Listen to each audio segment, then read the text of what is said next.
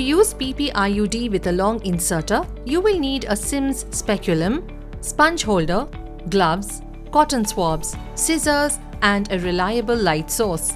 Ensure proper light exposure and put on the gloves. Inspect the perineum for lacerations. Visualize the cervix by inserting a speculum in the vagina and depressing the posterior wall of the vagina. Gently clean the vagina and the cervix with an antimicrobial solution. Grasp the anterior lip of the cervix with a sponge holder. Open the PPIUD inserter.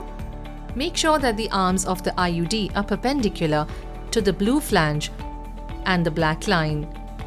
Insert the IUD through the cervix and into the lower uterine cavity and remove the ring forceps.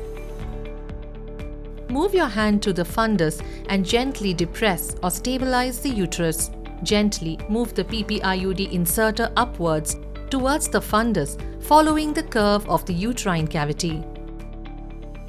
Confirm that the IUD has reached the fundus. Move the flange upwards to release the threads.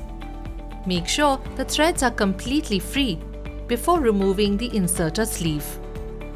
Maintain the position of the uterus by pressing on it as you remove the inserter. Cut the strings right at or just inside of the cervical os. PPIUD insertion is now completed.